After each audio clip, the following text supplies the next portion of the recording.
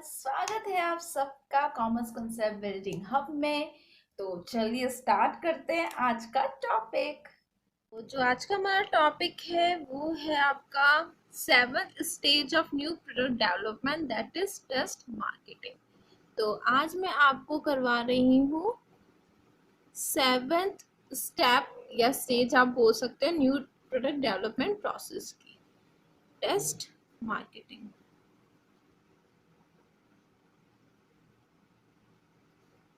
ठीक है।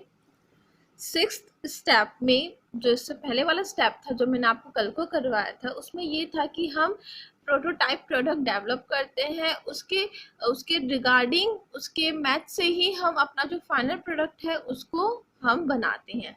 तो 6th स्टेप में हमने अपना प्रोडक्ट बना लिया था, उसकी मार्केटिंग मिक्स भी हमने डेवलप कर ली थी, नेमिंग भी दे दी थी, ट्रेडमार्क भी हमने सोच लिया था, प्रमोशन भी हमें कैसे करना है वो भी हमने सोच लिया था, पैकेजिंग कैसी रहेगी वो भी हमने सोच लिया था। अब जब हमारा पूरा प्रोडक्ट तैयार है तो अब हम यहाँ पे क्या करेंगे, उस प्रोडक्ट को टेस्ट मार्केटिंग में क्या होता है, उस प्रोडक्ट को जो हमने फाइनल प्रोडक्ट बनाया उस प्रोडक्ट को एक लिमिटेड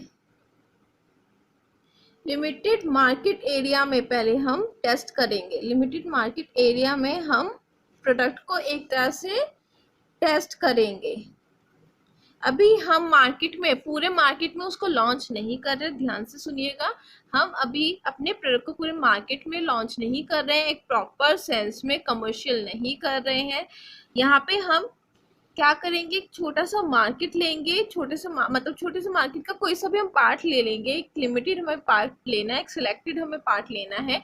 हम उस पार्ट में क्या करेंगे, अपना प्रोडक्ट टेस्ट करेंगे मीन्स कि हमें ये देखना है, टेस्टिंग जब हम अपने प्रोडक्ट को मार्केट में थोड़े से छोटे से पार्ट पे हम लॉन्च कर रहे हैं, तो हम ये टेस्ट करते हैं कि हमारे प्रोडक्ट की सेल्स कैसी रहेगी, प्रॉफिट कैसा रहेगा, जो हम फाइनल प्रोडक्ट लॉन्च करेंगे उसकी हम यहाँ पे एक तरह से प्रिडिक्शन करते हैं on the basis of limited area पे।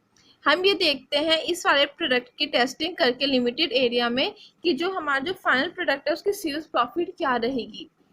हम इस वाले प्रोडक्ट के सेल्स प्रॉफिट से अंदाजा लगा लेते हैं पहले, जो बाद में हम फाइनल प्रोडक्ट लॉन्च करेंगे मार्केट में। ठीक है ना। तो हम ये यहाँ पे देखते हैं डिमांड कैसे हमें मिलेगी, जो भी हमें यहाँ पे रिजल्ट मिलता है उस हिसाब से हम अपने फाइनल प्रोडक्ट के डिमांड, प्रॉफिट, परचेजेस हम यहाँ पे एक तरह से प्लान कर लेते हैं, प्रिडिक्ट कर लेते हैं। ठीक है ना। तो ये वैसे तो ये जो टेस्ट मार्केटिंग होता है ये आप बोल सकते हो ये एक एक्सपेरिमेंट होता है जहाँ पे हम लोग ये सारी चीज़ें टेस्ट करती है। लिमिटेड एरिया में हम टेस्ट करते हैं लिमिटेड टाइम पीरियड के लिए। ठीक है ना, कुछ टाइम पीरियड के लिए ही हम एक छोटे से एरिया में अपने प्रोडक्ट को टेस्ट करते हैं। ठीक है ना।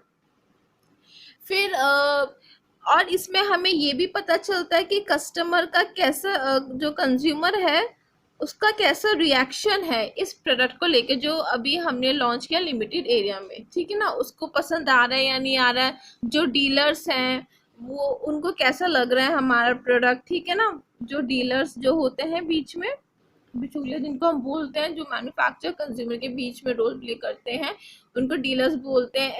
एजेंट्स भी होते हैं, होलसेलर्स, रिटेलर्स, काफी कुछ होता है, वो मैं आपको आगे वाली क्लासेस में पढ़ाऊंगी। ठीक है।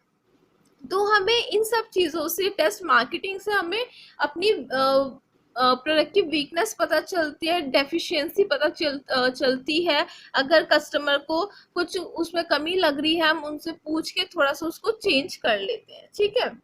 तो ये होता है आपका टेस्ट मार्केटिंग। और टेस्ट मार्केटिंग में क्या होता है, एक इम्पॉर्टेंट चीज जो टेस्ट मार्केटिंग होती है, यहाँ पे हम कंज्यूमर प्रोडक्ट की ही ज़्यादातर टेस्ट मार्केटिंग होती है, इंडस्ट्रियल प्रोडक्ट की नहीं होती है। कंज्यूमर प्रोडक्ट क्या होते हैं, कंज्यूमर गुड्स क्या होते हैं, वो मैंने आपको पढ़ा रखा है प्रोडक्ट के टाइप्स में।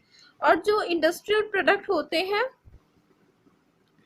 उसके लिए नहीं होती है टेस्ट मार्केटिंग। ठीक है ना, इंडस्ट्रियल प्रोडक्ट में नहीं होती है, ये बेसिकली कंज्यूमर प्रोडक्ट लिए होती है। तो कुछ लोग जो है, कुछ कंपनीज जो है, वो लोग डरते हैं टेस्ट मार्केटिंग करने से। वो क्यों डरते हैं? क्योंकि उनको ये डर लगता है कि अगर हमने अपना जो प्रोडक्ट है वो लिमिटेड एरिया में, छोटे एरिया में ही अभी लॉन्च किया है सिर्फ टेस्ट करने के लिए, तो अगर कॉम्पिटिटर को अगर पता चल जाएगा, वो हमारे प्रोडक्ट की कॉपी ना कर ले, और जब हमारा जो एक तरह से फाइनल प्रोडक्ट की लॉन्चिंग होगी, वो भी ना हमारे तरह वो फाइनल प्रोडक्ट की लॉन्चिंग कर ले। तो यहाँ पे इसी वजह से कुछ कंपनी को डर रहता है कि हमारी प्रोडक्ट की कॉपी ना कोई कर ले। लेकिन आज के टाइम पे ये माना जाता है कि टेस्ट मार्केटिंग हर कंपनी को करनी चाहिए, हर बिजनेसमैन को ये टेस्ट मार्केटिंग करनी चाहिए। ठीक है ना? तो ये था आपका 7th स्टेज आप बोल सकते हो न्यू प्रोडक्ट डेवलपमेंट प्रोसेस की। कल को मैं आपको 8th करवाऊंगी, क्योंकि आप सब यही चाहते हैं कि मैं छोटी क्लासेस बनाऊं, तो इसलिए मैं छोटे छोटे टॉपिक ही आप लोगों को पढ़ा रही हूँ, ज़्यादा पूरा नहीं पढ़ा रही हूँ। तो कोई बात नहीं, मुझे किसी चीज़ की जल्दी नहीं है, मैं बस यही चाहती हूँ कि आप लोगों को अच्छे से समझ में आए कंसेप्ट। ठीक है?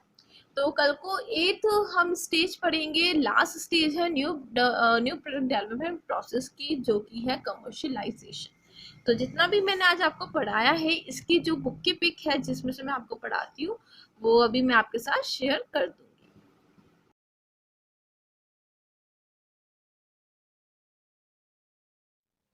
आई होप आपको आज का टॉपिक काफी अच्छा लगा हो। अगर आपको कोई भी डाउट या कंफ्यूजन होता है तो आप आराम से कमेंट सेक्शन में पूछ सकते हैं।